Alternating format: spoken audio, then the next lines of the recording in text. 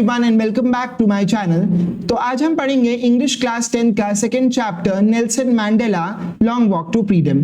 इस चैप्टर में Nelson Mandela ने अपने फ्रीडम स्ट्रगल के बारे में बताया है और इस चैप्टर के ऑथर कौन है तो नेल्सन रोहिलाला मैंडेला, यानी कि नेल्सन मैंडेला ने खुद ही अपने जीवन के बारे में इस चैप्टर में बताया हुआ है। तो चलिए स्टार्ट करते हैं चैप्टर के साथ। Apartheid is a political system that separates people according to their race। तो अपार्थीड एक पॉलिटिकल सिस्टम होता है जो कि लोगों को सेपरेट करता है, लोगों को अलग कर देता है उनकी रेस के बेसिस पे। रेस मतलब होता है कलर के बेसिस पे या कास्ट के बेसिस पे। तो अपार्थीड बेसिकली एक ऐसा पॉलिटिकल सिस्टम है जो कि लोगों को अलग करता है, सेपरेट कर देता है उनके कलर के बेसिस पे। कोई काला है, कोई गोरा है, तो उन्हें अपार्थीड का सिस्टम सेपरेट कर देगा। Can you say which of the three countries named below had such a political system until very recently? क्या आप बता सकते हैं कि नीचे दी गई तीनों कंट्रीज में से किस कंट्री में अपार्थीड का ये सिस्टम कुछ सालों पहले तक प्रिवेलेंट था? तो देखिए वो कंट्री होगी साउथ अफ्रीका, जहां पर अपार्थीड का सिस्टम कुछ सालों पहले तक प्रिवेलेंट था। Have you heard of Nelson Mandela? Mandela and his American National Congress spent a lifetime fighting against apartheid। तो क्या आपने नेल्सन मैंडेला के बारे में सुना है? नेल्सन मैंडेला और उनकी अफ्रीकन नेशनल कांग्रेस ने अपनी पूरी जिंदगी लगा दी इस अपार्थीड सिस्टम के खिलाफ लड़ाई लड़ने में, right? Mandela had to spend 30 years in prison. Nelson Mandela ने 30 साल जेल में बिताए अपार्थीड के खिलाफ लड़ने के लिए। Finally, democratic elections were held in South Africa in 1994 and Mandela became the first black president of a new nation। Finally mandala को अपने स्ट्रगल में सक्सेस मिली और 1994 में पहली बार साउथ अफ्रीका में डेमोक्रेटिक इलेक्शंस को कंडक्ट किया गया, जहां पर नेल्सन मैंडेला वहां के पहले ब्लैक प्रेसिडेंट बने। In this extract from his autobiography, Long Walk to Freedom, Mandela speaks about a historic occasion, the inauguration। तो इस चैप्टर में जो कि नेल्सन मैंडेला की ऑटोबायोग्राफी है, ऑटोबायोग्राफी मतलब होता है जीवनी, तो इस चैप्टर को नेल्सन मैंडेला ने खुद लिखा है, उन्होंने खुद अपने जीवन का दर्शन दिया है और उनकी ऑटोबायोग्राफी का नाम है लॉन्ग वॉक टू फ्रीडम। इसमें उन्होंने अपनी हिस्ट्री का मतलब अपने जीवन के एक बहुत इंपॉर्टेंट ओकेजन के बारे में बताया है और वो ओकेजन है द इनॉग्रेशन। अब ये इनॉग्रेशन किस चीज का है? तो मेरे ख्याल से ये इनॉग्रेशन तब का है जब उन्होंने पहली बार प्रेसिडेंट बने थे और उन्होंने पहली बार शपथ ली थी। Can you guess what the occasion might be? Check your guess with this news item from the BBC of 10th May 1994। तो ये कह रहा है कि क्या आप बता सकते हैं कि किस ओकेजन से ये पर्टिकुलर एक्सट्रैक्ट लिया गया है?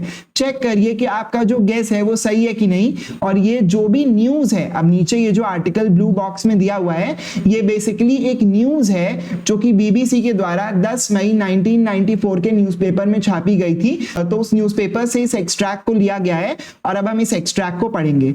लेकिन उसके पहले देख लेते हैं कि आपसे क्या क्या क्वेश्चंस पूछे जा सकते हैं। तो सबसे पहले आपसे ये पूछा जा सकता है कि नेल्सन मैंडेला ने कितने साल प्रिजन में बिताए हैं? तो आंसर वुड बी 30 इयर्स। इसके अलावा ये पूछा जा सकता है कि साउथ अफ्रीका कब एक इंडिपेंडेंट नेशन बना और वहां कब पहली बार इलेक्शंस कंडक्ट किए गए? तो ऑप्शंस में जो सही आंसर होगा वो 1994 हो जाएगा। एंड एक क्वेश्चन आपसे ये पूछा जा सकता है कि फर्स्ट ब्लैक प्रेसिडेंट कौन बना था? तो first black president south Africa के नेल्सन मैंडेला बने थे। इसके अलावा नेल्सन मैंडेला की ऑटोबायोग्राफी का नाम पूछा जा सकता है, so that is long walk to freedom. Now coming over to the news जो कि न्यूज़पेपर में छपी थी। Mandela became South Africa's first black president. तो मैंडेला साउथ अफ्रीका के फर्स्ट ब्लैक प्रेसिडेंट बने हैं। ये उस दिन न्यूज़पेपर में जो न्यूज छपी थी उसकी हेडलाइन थी। Now the news says Nelson Mandela has become South Africa's first black president after more than 3 centuries of white rule। यानी कि नेल्सन मैंडेला साउथ अफ्रीका के पहले ब्लैक प्रेसिडेंट बने थे 3 सेंचुरीज के व्हाइट रूल के बाद, मतलब 300 साल सफेद लोगों ने वहां पर रूल किया था, उसके बाद नेल्सन मैंडेला वहां के पहले ब्लैक प्रेसिडेंट बने थे। Mister Mandela's African National Congress ANC party won 252 of the 400 seats in the first democratic elections of South Africa's history। तो नेल्सन मैंडेला की जो पार्टी थी जिसका नाम अफ्रीकन नेशनल कांग्रेस था, उसने इलेक्शंस में 400 में से 252 सीट्स को वन किया था और अपनी गवर्नमेंट वहां पर फॉर्म की थी। The inauguration ceremony took place in the union buildings amphi theatre in Pretoria today, attended by politicians and dignitaries from more than 140 countries around the world. तो जो इनॉग्रेशन सेरेमनी हुई थी वो यूनियन बिल्डिंग्स एम्पी थिएटर में हुई थी, जो कि प्रेटोरिया में लोकेटेड था। अब एम्पी थिएटर क्या होता है? तो एम्पी थिएटर बेसिकली एक ऐसी बिल्डिंग होती है जिसके सर पे कोई छत नहीं होती है, वहां पर बहुत सारी सीढ़ियां बनी होती हैं जिस पर लोग बैठकर किसी भी प्रसंग का आनंद लेते हैं। तो ऐसे ही एक एम्पी थिएटर में इनॉग्रेशन सेरेमनी हुई थी। एम्पी थिएटर का पिक्चर आप अपने स्क्रीन पे देख भी सकते हैं। ये एम्पी थिएटर प्रेटोरिया में लोकेटेड था। प्रेटोरिया क्या है? तो साउथ अफ्रीका का कैपिटल है। अब इस इनॉग्रेशन सेरेमनी को 140 कंट्रीज से भी ज्यादा देशों से आए हुए पॉलिटिशियंस और डिग्निटरीज ने अटेंड किया था। डिग्निटरीज क्या होता है? हायर रैंक ऑफिशियल्स को डिग्निटरीज बोलते हैं। Never, never again will this beautiful land experience the oppression of one by another. तो यहाँ पर नेल्सन मैंडेला कह रहे हैं कि कभी भी अब फ्यूचर में ऐसा नहीं होगा कि इस ब्यूटीफुल लैंड पे, साउथ अफ्रीका के लैंड पर कोई भी व्यक्ति किसी भी दूसरे व्यक्ति पे ऑपरेशन करे, अत्याचार करे। ऑपरेशन का मतलब अत्याचार होता है। तो ये बात नेल्सन मैंडेला अपने स्पीच में बोलते हैं कि अब कभी भी साउथ अफ्रीका की ब्यूटीफुल धरती पर ऐसा नहीं होगा कि कोई भी एक व्यक्ति या ऑर्गेनाइजेशन किसी भी दूसरे व्यक्ति पे ऑपरेशन या अत्याचार कर सके। Jubilant scenes on the streets of Pretoria followed the ceremony with blacks, whites and colored celebrating together. More than 100,000 South African men, women and children of all races sang and danced with joy. तो jubilant scenes का मतलब होता है happy scenes, joy से भरे हुए scenes। तो ऐसे scenes प्रेटोरिया की streets पर देखे जा सकते थे। और happy scenes में black, white और colored मतलब सभी तरीके के लोग जो थे वो मिलकर सेलिब्रेट कर रहे थे। लगभग 100,000 साउथ अफ्रीकन मेन, विमेन और चिल्ड्रेन, हर रेस के लोग, हर कास्ट के लोग, हर कलर के लोग खुशी के मारे नाच रहे थे और एंजॉय कर रहे थे। Now let's move further. 10 में डॉन्ट ब्राइट एंड क्लियर। तो डॉन्ट वर्ड का मतलब होता है बिगैन। तो जिस दिन इनॉग्रेशन सेरेमनी थी उस दिन 10th में था और वो दिन बेहद ही ब्राइट और क्लियर वेदर वाला दिन था। For the past few days, I had been pleasantly besieged by dignitaries and world leaders who were coming to pay their respects before the inauguration. तो अब नेल्सन मैंडेला कह रहे हैं कि पीछे बीते हुए कुछ दिनों से मैं besieged हो गया हूं। besieged होने का मतलब है सराउंडेड हूं। किनसे सराउंडेड हूं? डिग्नेटरीज से। डिग्नेटरीज कौन होते हैं? हायर रैंक ऑफिशियल्स होते हैं। तो नेल्सन मैंडेला कह रहे हैं कि पीछे बीते हुए कुछ दिनों से मैं घिरा हुआ हूं, मैं सराउंडेड हूं डिग्नेटरीज से, हायर रैंक ऑफिशियल से, जो कि मुझसे मिलने आ रहे हैं और इनॉग्रेशन सेरेमनी के पहले, शपथ ग्रहण के पहले मुझे रिस्पेक्ट देने आ रहे हैं। The inauguration would be the largest gathering ever of international leaders on the south African soil. तो अब नेल्सन मैंडेला कह रहे हैं कि उनका ये जो शपथ ग्रहण समारोह है, ये जो इनॉग्रेशन है, ये साउथ अफ्रीकन सॉइल पे अब तक की सबसे लार्जेस्ट गैदरिंग होने वाली है इंटरनेशनल लीडर्स की। इसका मतलब ये है कि इस इनॉग्रेशन में बहुत दूर दूर से इंटरनेशनल लीडर्स आने वाले हैं। The ceremonies took place in the lovely sandstone amphitheatre formed by the union buildings in Pretoria. तो जो सेरेमनी होने वाली है इनॉग्रेशन की, वो कहां पर होने वाली है?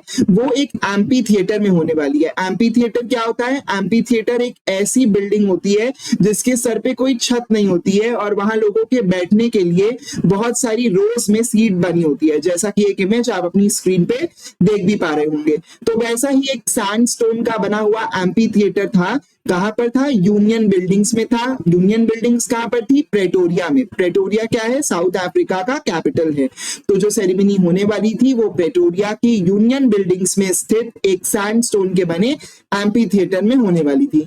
For decades, this had been the seat of white supremacy, and now it was the site of a rainbow gathering of different colors and nations for the installation of South Africa's first democratic non-racial government. Further, Nelson mandala कहते हैं कि बहुत सारे दशकों से, मतलब बहुत सारे सालों से ये जो सीट है, ये जो एम्पी थिएटर है, ये गोरे लोगों द्वारा, व्हाइट पीपल के द्वारा घिरा था। यहाँ पर उनकी सुप्रीमेसी थी, लेकिन आज हमें यहाँ पर साइट ऑफ रेनबो गैदरिंग देखने को मिलेगा। अब यहाँ पर साइट ऑफ रेनबो गैदरिंग से क्या मतलब है, देखिए रेनबो में बहुत सारे कलर्स होते हैं, ठीक उसी तरीके से आज उस एम्पी थिएटर में अलग अलग देशों से और अलग अलग रेस के लोग आने वाले हैं और इसीलिए वहां पर उस एम्पी थिएटर को इन्होंने रेनबो गैदरिंग का नाम दिया है। तो आज उस एम्पी थिएटर में अलग अलग रेस के लोग आने वाले हैं और वो लोग इंस्टॉलेशन करने वाले हैं, मतलब कि वो लोग स्थापना करने वाले हैं साउथ अफ्रीका की पहली डेमोक्रेटिक और नॉन रेशियल गवर्नमेंट की, एक ऐसी गवर्नमेंट की जो डेमोक्रेटिक भी होगी और उसमें रेस के आधार पर लोगों में भेदभाव भी नहीं किया जाएगा। On that lovely autumn day I was accompanied by my daughter Zenani. तो अब नेल्सन मैंडेला बता रहे हैं कि उस समय मई के सीजन में वहां पर ऑटम का सीजन था और उनके साथ उनकी बेटी थी ज़ेनानी। अब यहां से आपसे 1 मार्क का क्वेश्चन पूछा जा सकता है एमसीक्यू में कि नेल्सन मैंडेला की डॉटर का क्या नाम था, तो उनका नाम था ज़ेनानी। On the podium, Mr. de Klerk was first shown as second deputy president. अब नेल्सन मैंडेला बता रहे हैं कि पोडियम पे, पोडियम क्या होता है, पोडियम बेसिकली एक स्टेज होता है, एक प्लेटफॉर्म होता है। तो वहां पर उस इनॉग्रेशन में जो प्लेटफॉर्म बनाया गया था उसमें मिस्टर डी क्लर्क को सबसे पहले बुलाया गया और उन्हें स्वॉर्न कराया गया। स्वॉर्न का मतलब होता है उन्हें शपथ दिलाई गई। किस चीज की शपथ दिलाई गई, सेकंड डेप्यूटी प्रेसिडेंट या सेकंड वाइस प्रेसिडेंट होने की शपथ दिलाई गई। तो आपसे एमसीक्यू में क्वेश्चन पूछ सकता है कि वहां के सेकंड डेप्यूटी प्रेसिडेंट कौन बने थे, answer to which will be Mr. de Klerk. Then Thabo Mbeki was sworn as the first deputy president. तो Thabo Mbeki को शपथ दिलाई गई, फर्स्ट डेप्यूटी प्रेसिडेंट उन्हें बनाया गया, फर्स्ट वाइस प्रेसिडेंट उन्हें बनाया गया। ये क्वेश्चन भी आपसे एमसीक्यू में पूछा जा सकता है। When it was my turn, I pledged to obey and uphold the constitution and to devote myself to the well-being of the republic and its people. तो अब जब नेल्सन मैंडेला सर का टर्न आया तो उन्होंने ओबे और अपहोल्ड किया वहां के कॉन्स्टिट्यूशन को। ओबे मतलब होता है पालन करना, अपहोल्ड मतलब होता है रक्षा करना। तो उन्होंने ये शपथ दी कि वो हमेशा वहां के कॉन्स्टिट्यूशन की रक्षा करेंगे और उसका पालन करेंगे और साथ में उन्होंने ये भी कहा कि वो वहां की रिपब्लिक और वहां के लोगों के लिए हमेशा डिवोटेड रहेंगे, समर्पित रहेंगे। To the assembled guest and the watching world I said. अब जितने भी लोग उनकी स्पीच को सुन रहे थे, जितने भी गेस्ट पूरे वर्ल्ड से आए हुए थे, उन लोगों को नेल्सन मैंडेला ने जो स्पीच दी वो स्पीच अब हमें पढ़नी है। तो चलिए देखते हैं। Today, all of us do, by our presence here, confer glory and hope to the newborn liberty. Confer मतलब होता है किसी चीज को देना या गिव करना, ग्लोरी मतलब होता है सम्मान देना, होप मतलब होता है उम्मीद देना और लिबर्टी मतलब होता है आजादी। तो उन्होंने अपनी स्पीच में बोला कि आज हम सब यहाँ पर प्रेजेंट हैं और हम सब साउथ अफ्रीका की न्यू बॉर्न आजादी को, नई नई आजादी को सम्मान देंगे और उम्मीद देंगे। Out of the experience of an extraordinary human disaster that lasted too long must be born a society of which all humanity will be proud. तो वो कहते हैं कि यहाँ पर जो एक्स्ट्राऑर्डिनरी ह्यूमन डिजास्टर था, जो कि बहुत लंबे समय तक यहाँ से चला है, कितना लंबा समय, तो वो 300 इयर्स का पीरियड था जब साउथ अफ्रीका पे व्हाइट लोगों का रूल था। तो वो कह रहे हैं कि 300 इयर्स हम लोग ने सफर किया है, तो इसके बाद यहाँ पर एक ऐसी सोसाइटी का जन्म होना चाहिए जिस पर सारी ह्यूमैनिटी को प्राउड हो, जिस पर सारे मानव समाज को गर्व हो। Further it says, we who were not so long ago have today been given the rare privilege to be to the nations of the world on our own soil. वो कहते हैं हम लोग जो कि अभी कुछ समय पहले तक आउटलॉज थे, आउटलॉज होने का मतलब है कि उनसे बाकी सारी कंट्रीज ने रिलेशन तोड़ दिए थे, आज हमें ये सौभाग्य मिला है कि हमारे देश में दूर दूर से अलग अलग देशों से लोग आए हैं और हम उन्हें अपनी सॉइल पर वेलकम कर रहे हैं। We thank all of your distinguished international guest for having come to take possession with the people of our country of what is after all a common victory for justice, for peace, for human dignity. वो कहते हैं कि मैं आज यहाँ पर जितने भी लोग उपस्थित हैं उन सबको धन्यवाद देना चाहता हूँ कि वो सभी लोग अलग अलग देशों से आए हैं और हमारी खुशी में शामिल हो रहे हैं, क्योंकि आज यहाँ पर जो जीत हुई है वो न्याय की जीत है, जस्टिस की जीत है, पीस की जीत है, शांति की जीत है और ह्यूमन डिग्निटी की जीत है, मानव के सम्मान की जीत है। Further, it says, we have at last achieved our political emancipation. Emancipation मतलब होता है freedom. तो वो कहते हैं कि at last हमने अपना political freedom achieve कर लिया है. We pledge ourselves to liberate all our people from the continuing bondage of poverty, deprivation, suffering, gender and other discrimination. देखिए, bondage का मतलब होता है बंधन, poverty मतलब होता है गरीबी, deprivation मतलब होता है किसी चीज से वंचित रह जाना, deprived रह जाना. तो वो कहते हैं कि आज हम सब यहाँ पर शपथ लेते हैं कि हम सब अपने लोगों को गरीबी के बंधन से, किसी चीज से वंचित रह जाने के बंधन से, सफरिंग के बंधन से, जेंडर के बंधन से और किसी भी तरीके के दूसरे डिस्क्रिमिनेशन से बाहर निकाल कर रहेंगे. Never, never and never again shall it be that this beautiful land will again experience the oppression of one by another. वो कहते हैं कि अब साउथ अफ्रीका के इस ब्यूटीफुल लैंड पर ऐसा कभी भी नहीं होगा कि कोई एक समुदाय या व्यक्ति किसी दूसरे व्यक्ति को ऑप्रेस करे, उसे दबाए. The sun shall never set on so glorious a human achievement. वो कह रहे हैं कि साउथ अफ्रीका में अब सन हमेशा चमकता रहेगा, कभी भी डूबेगा नहीं. Let freedom reign, God bless Africa. Reign मतलब होता है रूल. तो वो कहते हैं कि अब साउथ अफ्रीका में फ्रीडम का रूल रहेगा. And with this he says God bless Africa. इसके बाद देखिए यहाँ पर कुछ ओरल क्वेश्चंस दिए हैं, आप इन्हें प्रैक्टिस कर सकते हैं और कोई भी इशू हो तो आप कमेंट सेक्शन में पूछ सकते हैं. A few moments later, we all lifted our eyes in awe as a spectacular array of South African jets, helicopter and troop carriers rode in perfect formation over the Union buildings. तो यहाँ पर awe का मतलब होता है surprise या amazement की feeling. तो वो कहते हैं कि कुछ मोमेंट्स बाद ही जब हम सबने ऊपर देखा तो हम बिल्कुल सरप्राइज्ड और अमेज्ड रह गए, क्योंकि हमने एक स्पेक्टेक्युलर एरे देखा, हमने एक इंप्रेसिव डिस्प्ले देखा साउथ अफ्रीकन जेट्स और हेलीकॉप्टर का और ट्रूप कैरियर्स का, जो कि कंटिन्यूअसली रोर कर रहा था, कंटिन्यूअसली दहाड़ रहा था और एक पर्टिकुलर फॉर्मेशन बना रहा था, एक पर्टिकुलर शेप बना रहा था यूनियन बिल्डिंग्स के ऊपर. It was not only a display of pin point precision and military force but a demonstration of military's loyalty to the democracy, to a new government that has been freely and fairly elected. वो कहते हैं कि ये जो display था jets का, ये pin point precision तो था ही. पिन पॉइंट प्रिसिशन का मतलब है कि जो जेट्स का डिस्प्ले था वो आसमान में एक पर्टिकुलर अच्छा सा शेप तो बना ही रहा था, लेकिन साथ साथ में ये वहां की मिलिट्री फोर्स का एक तरीका था वहां की डेमोक्रेसी के प्रति अपनी निष्ठावानता, अपनी लॉयल्टी को एक्सप्रेस करने का, वहां की न्यूली इलेक्टेड गवर्नमेंट के प्रति अपनी लॉयल्टी को एक्सप्रेस करने का. Only moments before, the highest generals of South African Defence Force and police, their chests bedecked with the ribbons and medals from the days gone by, saluted me and pledged their loyalty. तो Nelson mandala कहते हैं कि अभी कुछ क्षणों पहले ही वहां के जो हाईएस्ट जनरल्स थे, वहां की डिफेंस फोर्स के जो हाईएस्ट ऑफिशियल्स थे, जिनके चेस्ट बीडेक्ड थे रिबन से और मेडल से. बीडेक्ड का मतलब है डेकोरेटेड थे रिबन्स और मेडल से, जो कि उन्होंने पास्ट में जीते थे. उन्होंने मुझे सल्यूट किया और मेरे प्रति अपनी लॉयल्टी को एक्सप्रेस किया. मतलब वो बता रहे हैं कि वहां के जो ऑफिशियल्स थे, जो हाईएस्ट रैंक के ऑफिशियल्स थे, उन्होंने भी उन्हें सल्यूट करके अपनी लॉयल्टी को एक्सप्रेस किया है. I was not unmindful of the fact that not so many years before they would not have saluted but arrested me. Nelson mandala कहते हैं कि मैं इस बात से बिल्कुल अनमाइंडफुल नहीं हूं, मतलब कि मैं इस बात से बिल्कुल अवेयर हूं कि अगर कुछ साल पहले ये ऑफिशियल्स मुझसे मिले होते तो इन्होंने मुझे सल्यूट तो ना किया होता, लेकिन हाँ अरेस्ट जरूर कर लिया होता. Finally, a chevron of Impala jets left a smoke trail of the black, red, green, blue and gold of the new South African flag. देखिए, शेवरॉन ऑफ इम्फाला जेट्स का मतलब है कि वहां पर आसमान में बहुत सारी इम्फाला जेट्स थी जो कि एक वी शेप बना रही थी, जैसा कि आप इमेज में देख पा रहे हैं. अब ये जेट्स वी शेप में खड़ी हुई थी और साथ में blue, black, green, gold colours, जो भी कलर साउथ अफ्रीका के फ्लैग में है, उन सारे कलर्स की स्मोक को प्रोड्यूस कर रही थी, जैसा कि आप साउथ अफ्रीका के फ्लैग में अपनी स्क्रीन पे देख सकते हैं.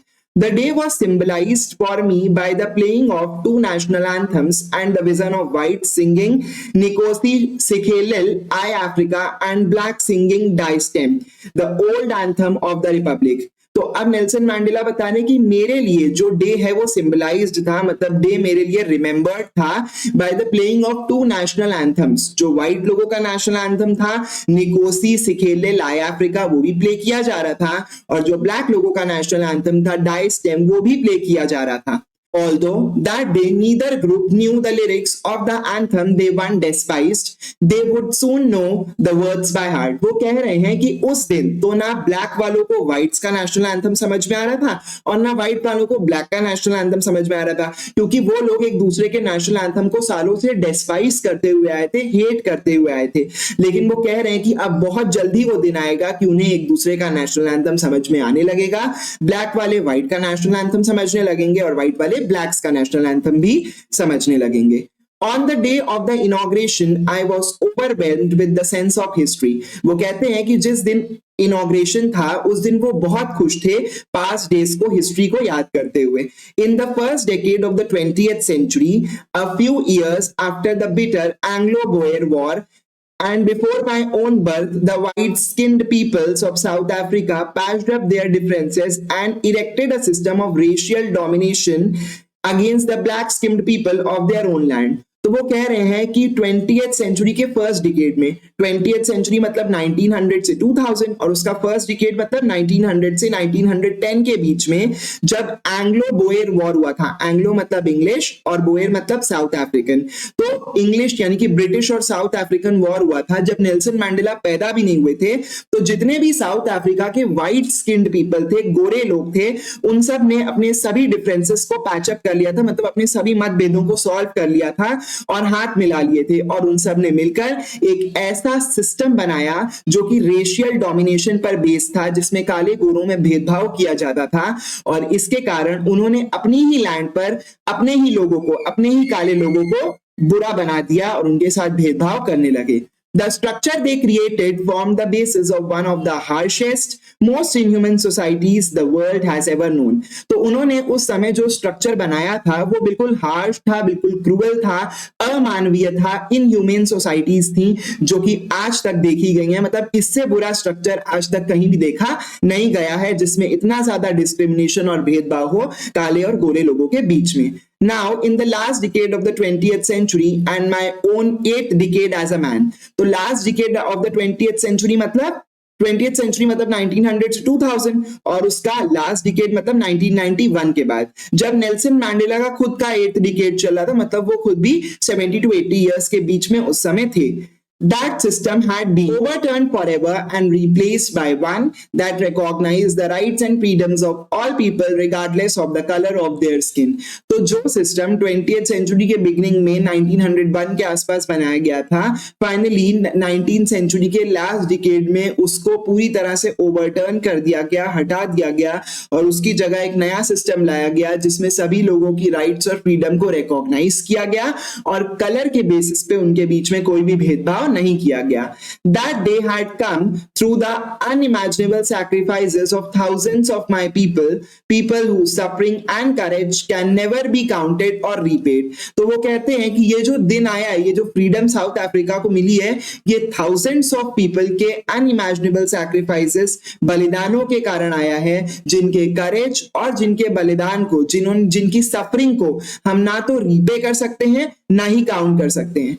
I felt that day, as I have on many other days, that I was simply the sum of all those African patriots who had gone before me. तो Nelson mandala कहते हैं कि उस दिन मुझे ऐसी फीलिंग आ रही थी कि जो भी अफ्रीकन देशभक्त, अफ्रीकन पेट्रियट्स मेरे पहले डेड हो चुके हैं, मर चुके हैं, मैं उन सभी का सम हूं, मैं उन सभी का समूह हूं जो कि आपके बीच में आया और आपको मैंने फ्रीडम दिलवाई। That long and noble line ended and now began again with me. तो जो अफ्रीकन पेट्रियट्स की डेथ हुई थी तो उनके साथ जो लाइन खत्म हो गई थी वो लाइन आज मेरे साथ फिर से शुरू हुई है और मैं भी एक अफ्रीकन पेट्रियट ही हूं। I was pained that I was not able to thank them and that they were not able to see what their sacrifices had wrought. तो वो दुखी हैं कि वो उन सारे देशभक्तों को थैंक यू नहीं बोल पाए जिन्होंने अपनी जान दे दी और वो उन्हें ये भी नहीं बता पाए कि उनके सैक्रिफाइसेस से आज क्या अचीवमेंट हमें मिला है और आज हम आजाद हो गए हैं। The policy of apartheid created a deep and lasting wound in my country and my people. तो वो कहते हैं कि ये जो अपार्थीड की पॉलिसी थी इसने मेरी कंट्री में और मेरे लोगों को बहुत गहरी चोट दी है और ये घाव भरते भरते नहीं जाएगा। All of us will spend many years, if not generations, covering from that profound hurt. हम सब बहुत सारे साल लगा देंगे इस deep hurt से उभरने के लिए, क्योंकि ये hurt इतनी जल्दी नहीं जाएगा. But the decades of oppression and brutality had another unintended effect, and that was that it produced the Oliver Tambos, the Walter Sisuluus, the Chief Lithulius, and the Yusuf Dados, the Bram Fishers, the Robert Sabocus of our time. तो वो कह रहे हैं कि ये जो struggle था हमारा, इस स्ट्रगल का एक इफेक्ट और भी हुआ है, एक अनइंटेंडेड इफेक्ट हुआ है, एक ऐसा इफेक्ट हुआ है जिसको कभी भी चाहा नहीं गया था. और वो इफेक्ट ये है कि ओलिवर टैम्बूस, वॉल्टर सिसुलियस जैसे बहुत सारे महान दिग्गजों ने जन्म लिया है. Men of such extraordinary courage, wisdom and generosity that their like may never be known again. Courage का मतलब होता है हिम्मत, wisdom मतलब होता है बुद्धि, और generosity मतलब होता है उदारता की भावना या किसी का बहुत ज्यादा दानी या दयालु होना. तो वो कहते हैं कि ऊपर जिन भी लोगों का नाम दिया है वो सब बड़े ही हिम्मत वाले हैं, बहुत ज्यादा बुद्धि है उनमें और वो बहुत ज्यादा दयालु थे. और ऐसे कैरेक्टर्स शायद फिर कभी फ्यूचर में पैदा नहीं होंगे. Perhaps it required such depth of operation to create such heights of character. जब किसी पर बहुत ही हाई लेवल का अत्याचार होता है तब ऐसे महान कैरेक्टर्स का जन्म होता है. नॉर्मली ऐसे महान कैरेक्टर्स जन्म नहीं लेते हैं. My country is rich in the minerals and gems that lie beneath its soil, but I have always known that its greatest wealth is its people, finer and truer than the purest diamonds. वो कहते हैं कि मेरी जो country है वो minerals में, James में बहुत रिच है, जो कि देश के सॉइल के नीचे, देश की मिट्टी के नीचे प्रेजेंट है. फिर भी कंट्री की जो ग्रेटेस्ट वेल्थ है, वेल्थ मतलब होता है संपत्ति, तो देश की जो सबसे बड़ी संपत्ति है, देश का जो सबसे बड़ा धन है, वो उसके लोग हैं, जो कि किसी भी हीरे से ज्यादा इंपॉर्टेंट और जरूरी है. It is from these comrades in the struggle that I have learn the meaning of courage. Comrades मतलब होता है कंपेनियंस या साथी. तो वो कहते हैं कि जो भी महान महान उनके साथी उनके स्ट्रगल के दौरान थे, उन्होंने ही उन्हें करेज का मतलब समझाया है. हिम्मत क्या होता है, हिम्मत किसको कहते हैं, ये उन्होंने उन्हीं से, अपनी कंपेनियन से सीखा है. Time and again, I have seen men and women risk and give their lives for an idea. उन्होंने अपने पूरे स्ट्रगल में बहुत सारे मेन और वुमेन को देखा है जिन्होंने अपनी जान तक दे दी है किसी एक पर्टिकुलर आइडिया के लिए, किसी पर्टिकुलर चीज को अचीव करने के लिए. I have seen men stand up to attacks and torture without breaking, showing a strength and resilience that defies the imagination. Resilience का मतलब होता है लड़ने की क्षमता या हार्डशिप्स को फेस करने की क्षमता. तो वो कह रहे हैं कि मैंने बहुत सारे ऐसे मेन देखे हैं जो कि अटैक्स और टॉर्चर को सह गए हैं और कभी भी टूटे नहीं हैं, और उन्होंने ऐसी हिम्मत का प्रदर्शन दिया है जिसे हम इमेजिन भी नहीं कर सकते. उनकी लड़ने की शक्ति हमारे सोच के भी परे है. I learned that courage was not the absence of fear but to triumph over it. वो कहते हैं कि करेज का मतलब फियर का ना होना नहीं है, फियर का एब्सेंस करेज नहीं है, बल्कि डर पे जीत पा लेना करेज है. ट्रियम्फ मतलब होता है जीत. तो जो व्यक्ति डर पे जीत पा लेता है, इसका मतलब कि वो करेजियस है. The brave man is not he who does not feel afraid but he who conquers that fear. जो समझदार व्यक्ति होता है वो नहीं होता जो कि डरता नहीं है. समझदार व्यक्ति, ब्रेव व्यक्ति तो वो होता है जो डर पे जीत पा लेता है. No one is born hating another person because of the color of his skin or his background or his religion. वो कहते हैं कि जब किसी भी व्यक्ति का जन्म होता है तो जन्म से तो वो व्यक्ति किसी को भी हेट नहीं करता, किसी से भी नफरत नहीं करता, ना उसके मन में स्किन, बैकग्राउंड या रिलीजन को लेके कोई भेदभाव होता है. People must learn to hate, and if they can learn to hate, they can be taught to love, for love comes more naturally to the human heart than its opposite. वो कहते हैं कि लोगों को नफरत करना सिखाया जाता है, और अगर लोगों को नफरत करना सिखाया जा सकता है तो उन्हीं लोगों को प्यार करना भी सिखाया जा सकता है, क्योंकि ह्यूमन नेचर में लव की जो फीलिंग है वो ज्यादा नेचुरली आ जाती है हेट करने के मुकाबले. आप खुद ही देखिए, लव करना आसान होता है, हेट करना बहुत मुश्किल हो जाता है, right? Even in the grimmest times in prison, when my comrades and I were pushed to our limits, I would see a glimmer of humanity in one of the guards, perhaps just a second, but it was enough to reassure me and keep me going. वो कहते हैं कि जब मैं अपने grimmest times में था, grimmest times मतलब saddest time में था, difficult times में था. कब? जब वो जेल में थे. 30 साल के लिए नेल्सन मैंडेला जेल में थे, तो वो उनका grimmest time था, saddest time था. तब उन्होंने अपने साथियों से, अपने कॉमरेड्स से बहुत कुछ सीखा और उस समय उन्होंने एक ग्लिमर ऑफ ह्यूमैनिटी मतलब ह्यूमैनिटी की एक झलक देखी थी वहां की एक गार्ड में, और एक सेकंड के लिए ही भले ही उन्होंने वो इंसानियत की झलक उस गार्ड में देखी हो, लेकिन उस झलक से उन्हें बहुत हिम्मत मिली थी और उन्हें ये रीअश्योरेंस मिला था कि वो जो कर रहे हैं वो बिल्कुल सही है और वो अपना स्ट्रगल करते गए। आप ही बताइए, 30 साल जेल में रहना आसान नहीं होता। ऐसे में कई बार जो होप है वो लूज होने लगती है। ऐसे में अगर उन्हें इंसानियत की थोड़ी सी भी झलक किसी में दिख जाए तो वो उन्हें बहुत ज्यादा करेज देगी, और वैसा ही नेल्सन मैंडेला के साथ हुआ भी। Man's goodness is a flame that can be hidden but never extinguished। वो कहते हैं कि किसी भी व्यक्ति की जो अच्छाई है वो एक फ्लेम है, वो एक आग है जिसे छुपाया तो जा सकता है लेकिन एक्सटिंग्विश नहीं किया जा सकता, खत्म नहीं किया जा सकता।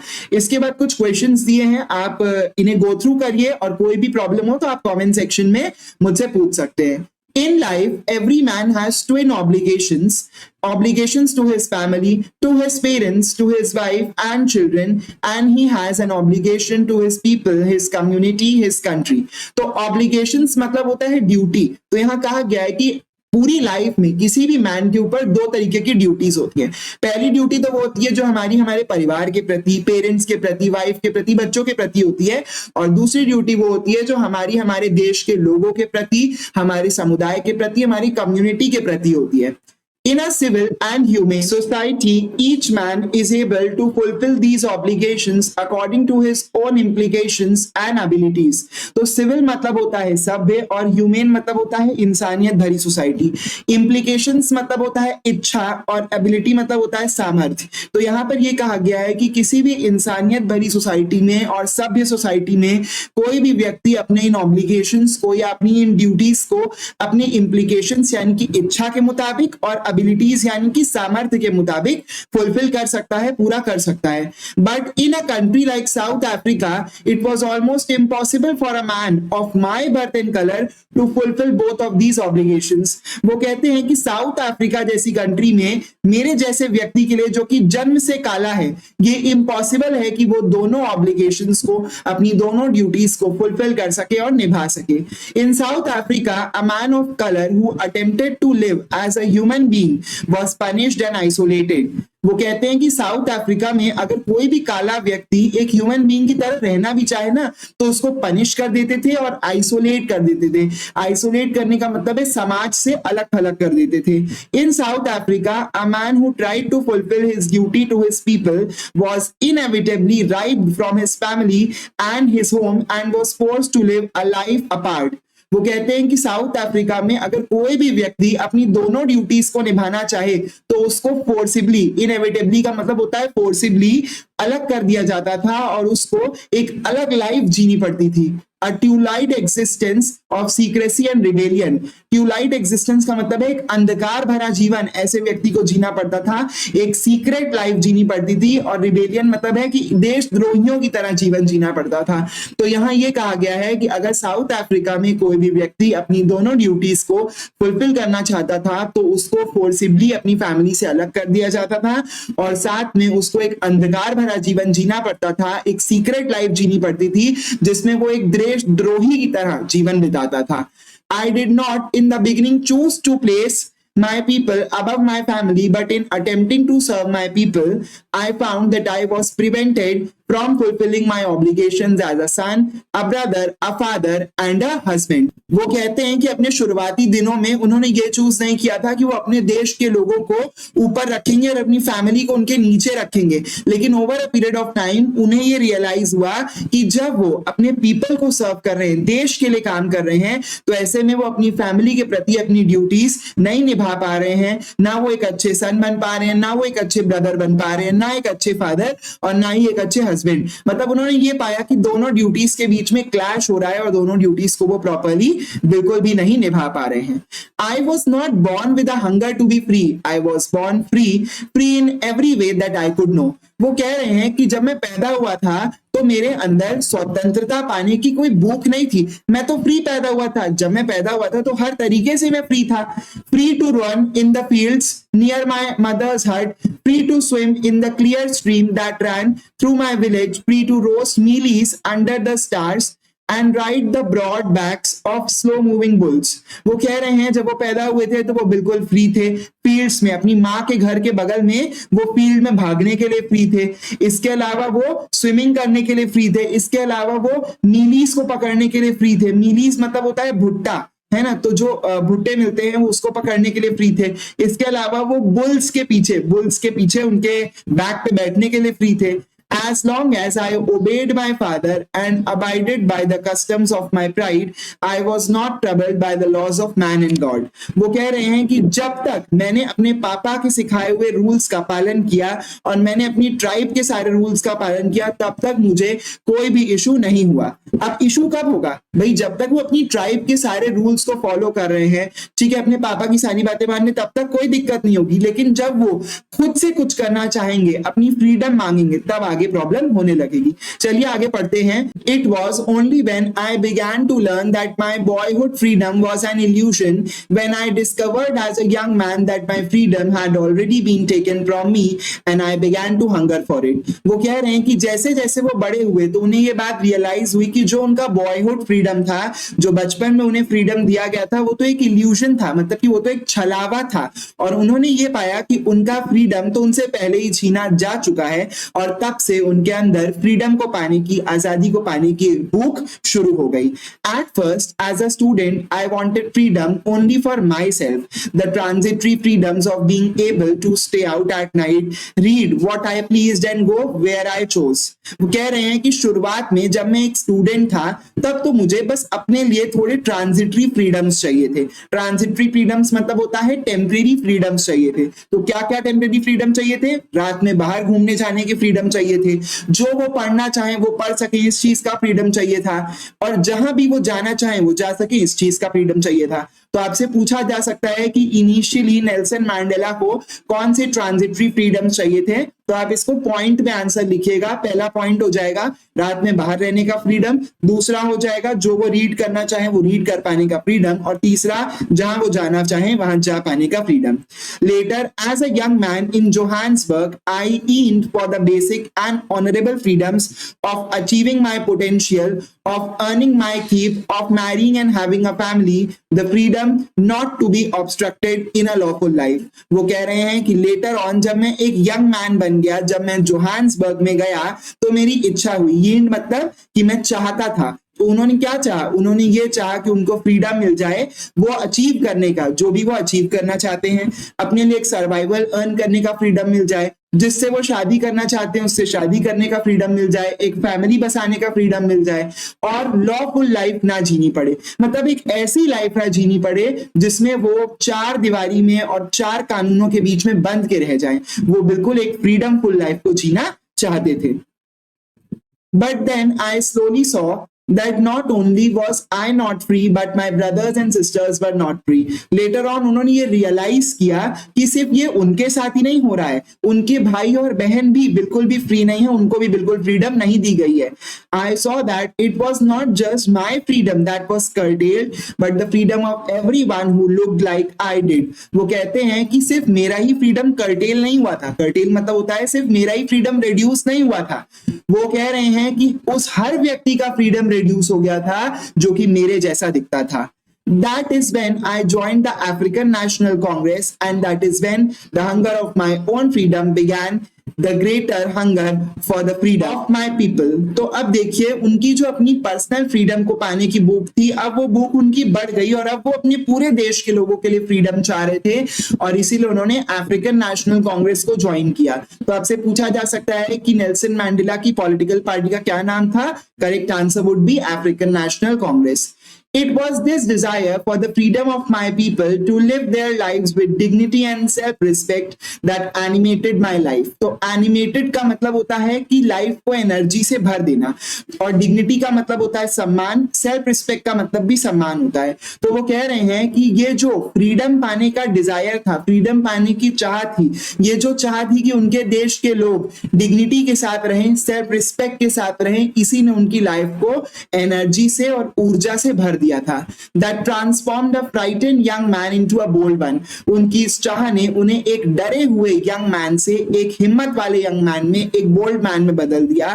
That drove a law abiding attorney to become a criminal. उनकी इस फ्रीडम पाने की चाह ने उन्हें एक लॉ अबाइडिंग अटर्नी, मतलब कि एक लॉयर से एक क्रिमिनल बना दिया। पहले वो लॉयर थे, लॉ को फॉलो करते थे, लेकिन अब वो क्रिमिनल बन गए। That turned a family loving husband into a man without a home. पहले वो फैमिली लविंग हस्बैंड थे, लेकिन उनकी इस चाह ने, फ्रीडम पाने की इस चाह ने उन्हें एक ऐसे व्यक्ति में बदल दिया जिसका घर तक नहीं था। That forced a life loving man to live like a monk. पहले वो लाइफ से बहुत प्यार करते थे, लेकिन उनके इस डिजायर के कारण अब वो एक मॉन्क का जीवन जी रहे थे, एक साधु का जीवन जी रहे थे, एक सन्यासी का जीवन जी रहे थे। I am no more virtuous or self-sacrificing than the next man, but I found that I could not even enjoy the poor and limited freedoms I was allowed when I knew my people were not free. तो यहाँ पर देखिए, virtuous का मतलब होता है good person, अच्छा व्यक्ति। सेल्फ सैक्रिफाइसिंग का मतलब होता है त्याग करने वाला व्यक्ति।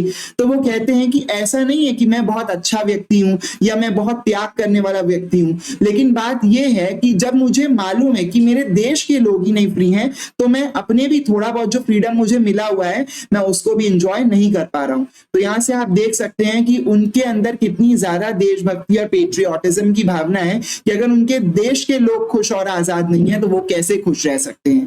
Freedom is indivisible, the chains on any one of my people were the chains on all of them, and chains on all of my people were the chains on me. तो वो कहते हैं कि फ्रीडम इनडिविजिबल है, freedom को बांटा नहीं जा सकता। ऐसा नहीं किया जा सकता है कि किसी को ज्यादा फ्रीडम दे दिया, किसी को कम दे दिया। अगर किसी भी एक व्यक्ति का थोड़ा सा भी फ्रीडम छीना जा रहा है, तो इसका मतलब है कि सब व्यक्तियों का फ्रीडम छीना जा रहा है, और अगर सब व्यक्तियों का फ्रीडम छीना जा रहा है तो मेरे लिए मेरा फ्रीडम भी छीना जा रहा है, और इसीलिए मैं आप लोग के लिए फ्रीडम स्ट्रगल में इतना एक्टिवली पार्टिसिपेट कर रहा हूं। I knew that the oppressor must be liberated just as surely as the oppressed. वो कहते हैं कि मुझे मालूम है कि अत्याचार करने वाला और जिस पर अत्याचार हो रहा है, दोनों को ही आजादी दी जानी चाहिए। A man who takes away another man's freedom is a prisoner of hatred. एक ऐसा व्यक्ति जो कि दूसरे व्यक्ति का फ्रीडम छीनता है, वो नफरत का कैदी है, वो प्रिजनर ऑफ हेट्रेड है। He is locked behind the bars of prejudice and narrow mindedness. ऐसा व्यक्ति प्रेजुडिस और नैरो माइंडेडनेस की जेल में कैद होकर रह जाएगा। प्रेजुडिस मतलब होता है कि बिना मतलब के किसी चीज से नफरत करना, और नैरो माइंडेडनेस का मतलब होता है छोटी सोच रखना। तो वो कह रहे हैं कि ऐसा व्यक्ति जो कि दूसरों का फ्रीडम छीनता है, दूसरों की आजादी को छीनता है, उसकी सोच बहुत छोटी होती है, उसके अंदर प्रेजुडिस की भावना होती है, और वो नफरत का कैदी होता है।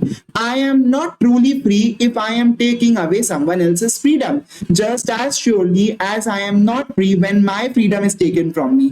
वो कह रहे हैं कि मैं तब तक फ्री नहीं हूं जब तक मैं किसी का फ्रीडम छीन रहा हूं, जिस तरीके से मैं तब तक फ्री नहीं हूं जब तक मेरा फ्रीडम छीना जा रहा है।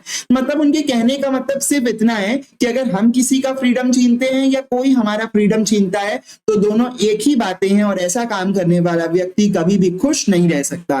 The oppressed and the oppressor alike are robbed of their humanity. तो वो कह रहे हैं कि जो अत्याचार सह रहा है और जो अत्याचार कर रहा है, दोनों की इंसानियत बिल्कुल खत्म हो चुकी है, और ऐसे व्यक्ति किसी भी काम के नहीं है। इसी के साथ चैप्टर खत्म होता है। इसके बाद फिर से कुछ इन टेक्स्ट क्वेश्चंस दिए हैं, आप उन्हें सॉल्व करिए। कोई भी इशू हो कमेंट सेक्शन में पूछ सकते हैं, और वीडियो हेल्पफुल लगा हो तो प्लीज वीडियो को लाइक, चैनल को सब्सक्राइब करिएगा। Thank you.